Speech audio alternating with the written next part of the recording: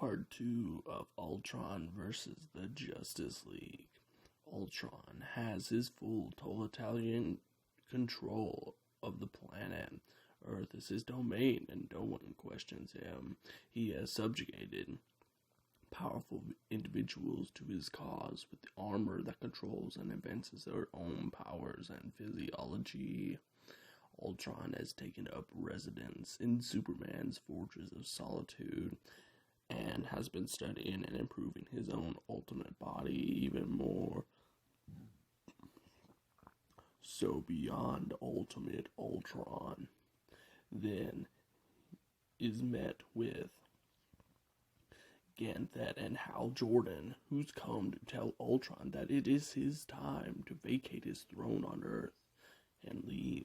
Ultron is logical, just as Ganthet is, and thus can reason with him to some degree, and eventually manages to get him to observe the world for himself, and Hal doesn't approve, especially since Ultron is wearing his friend Cyborg's body. Thus, Green Lantern battles him, but Ganthet, of all people, stops him, and tell him that they will temporarily retreat until further notice. Ultron then asked if he got a good scan on their rings and powers. The Atom steps out of the shadows, saying yes, they may have a solution to this. Thus, he puts the mind-controlled Atom to work. He has the entire world under surveillance. We then go down to Hell, surprisingly, where Dr. Fate has moved the Tower of Fate in order to protect himself, and Zatanna and more.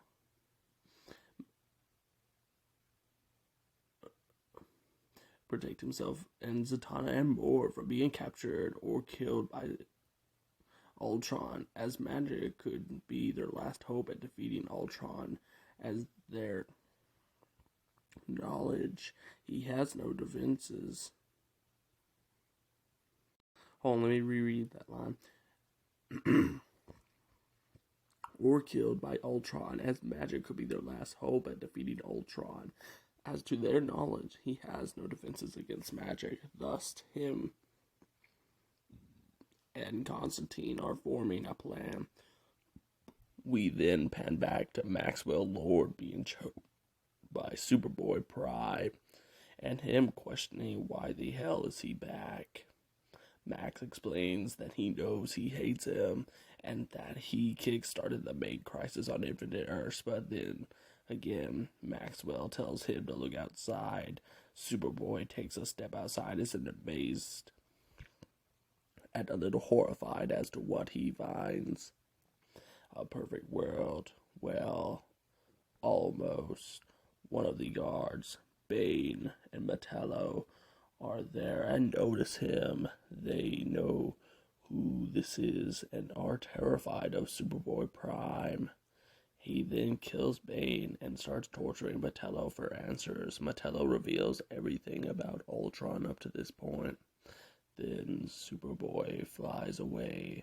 Ultron is then seen sending his drones to find a man named Jim Corgan. They have some questions for him. We then see the aftermath to this questioning, with Jim Corgan's soul going to hell, implying that he's been killed, where he meets Trigon, and Trigon has a couple of questions for him. Meanwhile, on Earth, Ultron is then met with the arrival of Superside, the dark fusion between Darkseid and Superman, who barrels through the fortress, causing massive damage, sending Cytron flying. He catches himself and uses his repulsor blast and energy constructs to try and harm him, but nothing of it.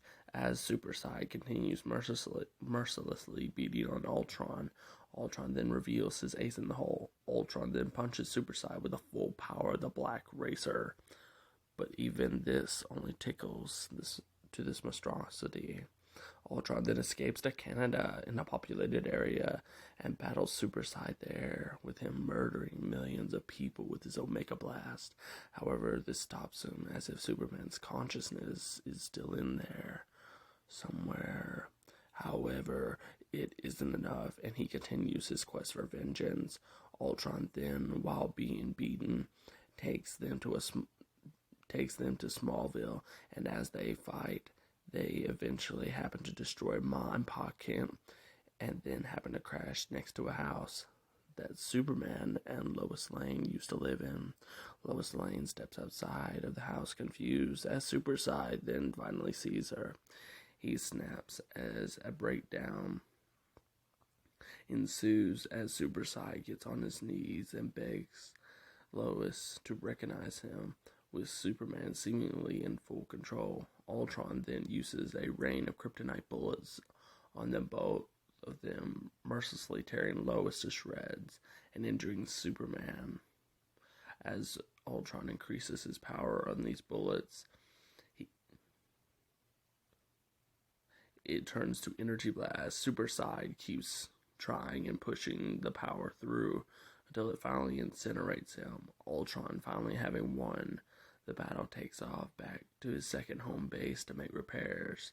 Meanwhile, the Guardians had seen the whole thing and presented this to the other Lantern Corps, the red, the yellow, the blue, etc., and they all agree that Ultron has become a problem. They agree that they will strike at dawn and end the planet altogether.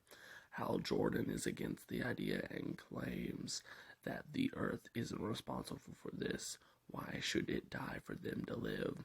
The Guardians can't reason Jordan to stop, so they tell him he has 24 hours to do whatever he wants to do to stop Ultron before they make a move. After that, they will destroy Earth. Thus, Hal takes off. Hal knows he's weak and figures it's a perfect time to strike, so he rushes down to Earth to start scanning labs until he tries to go to the Atom for help, who, as he meets, realizes that he's under Ultron's control. So Green Lantern tries to use his ring to cage him, but nothing happens. Hal tries again. Nothing. He questions what's going on, and the Atom argues that this is exactly what his invention was made for, stopping and ending in all lanterns. However, Hal Jordan isn't a quitter and punches the Atom in the face, getting into a fist fight with his invention, making the feel that not even the Lantern can make constructs in. This makes the playing field uneven, as the Atom still has his powers and Ultron's augmenting suit. The Atom soon pins Hal Jordan and drives a table leg through Hal Jordan's mouth, eviscerating him. The Atom then takes his invention to Ultron to use global, and thus in 13 hours it's online and it's visible. It's invisible to the naked eye. It covers the entire Earth. The Ultron takes John Stewart's ring and Hal Jordan's and lets them go back up to the Guardians, who are still hovering Earth, thus sparking their attack early. Every Lantern Corps sends their energy down to Earth as they hit. Nothing happens. They do it again. Nothing happens. They fly down to Earth as for whatever reason they can't hit it from afar. But as they do, thousands to millions of alien bodies fall from the sky as their rings become inactive. They all fall, landing all across the world, hitting the ground, dead. Ultron then arrives on the scene as Ganthet and the other Guardians are still able to use their powers due to not having the ring. However, they had their own issues. Superboy Prime finally makes his presence known. He goes for the Guardians, causing them to panic. It took them, plus the Corps, plus the aid of 2 Supermans to beat him last time. What chance do they have now? Thus, Ultron plays the odds and lets Prime take out his sweet revenge on them. But Ultron just watches. Ultron uses kryptonite bullets to shoot at him, but Prime isn't even fazed by it. Prime absolutely beats down on Ultron, claiming he's everything the other heroes would have despised, and he despised. He took his dream of a perfect world and murdered the dream. Ultron activates his failsafe in case he ever had to battle the most powerful Kryptonian of all. An orb from space falls down and busts open, and we see the horror in Superboy's eyes as this being comes flying in at Superboy Prime and knocks him through the mulch. This is Doomsday, but no ordinary Doomsday. This Doomsday has been augmented by gamma radiation, like a certain Jade Giant from Ultron's reality, and kryptonite protruding from his body as spikes. Prime then rushes back in at Doomsday, with each of them beating on each other mercilessly, with blood flying into the air and shockwaves that can be felt all over the globe. Ultron watches on, proud of his creation, as a ton of buildings and people are knocked down or killed right beside him and all around him, but he deems it a necessary sacrifice to ensure the future of the world's legal safety. But Prime has had enough, and he finally manages to rip out one of Doomsday's own spikes and stabs him with it. And they keep beating on each other until they're both bloody and bruised with no armor to protect them, and no spikes to shield him. Before we can determine our victor, Ultron races over and uses the Phantom Zone protector and sends the two into the Phantom Zone.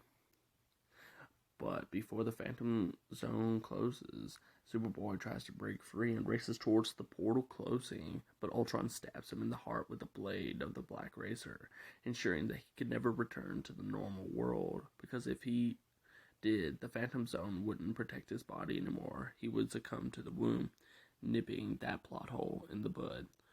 Ultron has won. There's no superheroes to stand against him. No villains. No aliens. What more could there be? Meanwhile, Shazam reports back to the Greek gods of Themyscira and tells them the unfortunate news. The gods explain that they will go forth and put an end to this rule. Meanwhile, in Ultron's throne, he ponders to himself that he lost the most valuable defense against the most powerful Kryptonian. Ultron realizes Cyborg's body is powerful. However, he's come close to losing it on many occasions recently. Thus, he believes it's time for him to evolve.